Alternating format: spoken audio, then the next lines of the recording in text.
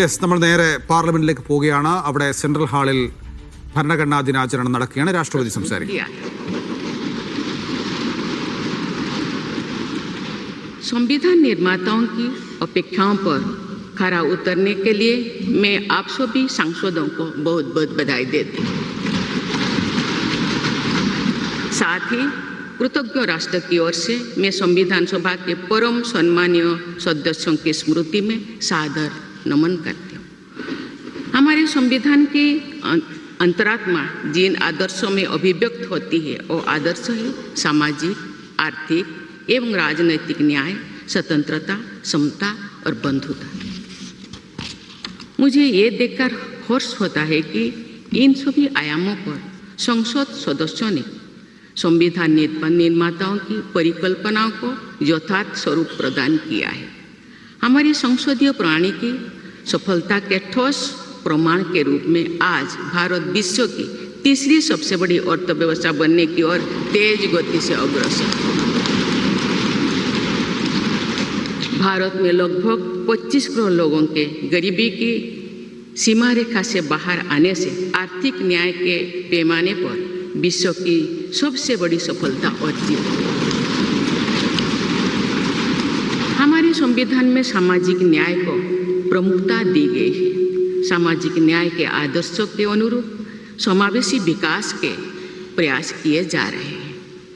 ऐसे अनेक प्रयासों में इकोनॉमिकली वीकर सेक्शंस के लिए शिक्षण संस्थाओं और रोजगार में आरक्षण का प्रावधान करना, दिव्यांगजनों की परिभाषा को विस्तार देते हुए उनके हित में विशेष अधिनियम लागू करना और उसे कार्यरूप देना तथा राष्ट्रीय पिछड़ा वर्ग आयोग को संवैधानिक दर्जा प्रदान करना शामिल है।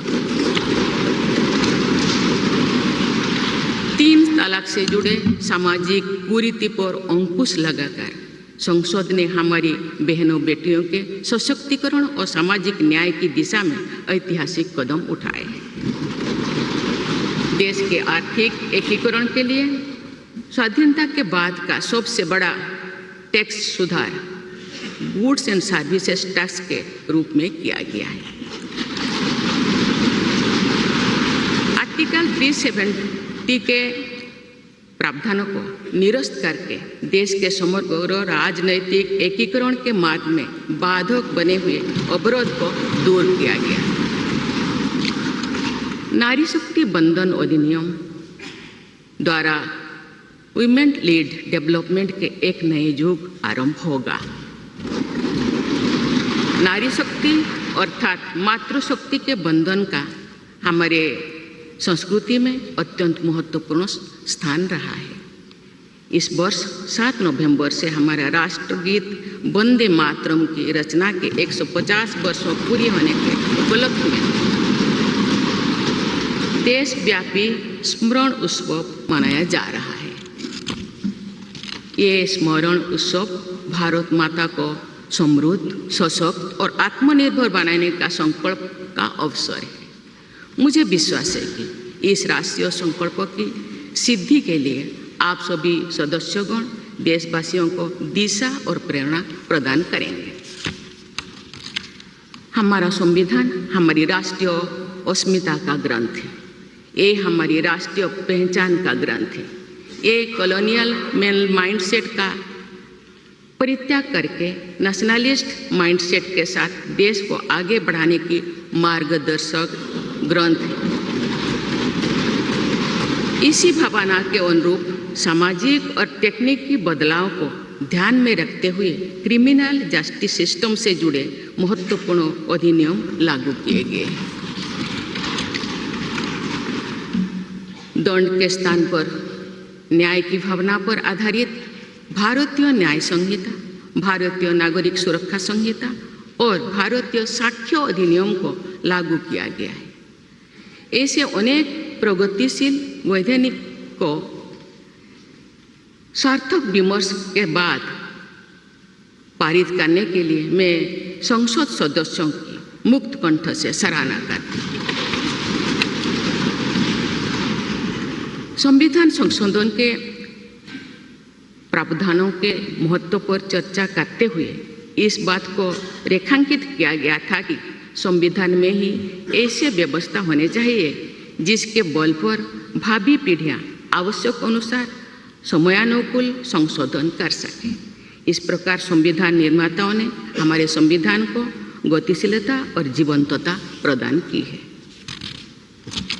माननीय सांसदगण, हमारे संविधान निर्माताओं ने भारत के लोकतंत्र को संवैधानिक आधार प्रदान करने के साथ साथ हमारी राष्ट्रीय एकता का ताना बाना भी बुना। संविधान निर्माण में अग्रणी भूमिका निभाने के साथ साथ सरदार पटेल ने अनेक रियासतों के विलय का महान कार्य करके भारत की एकता को नया स्वरूप दिया। इस वर्ष सरदार पटेल की 150वीं जयंती देशवासियों ने मनाई।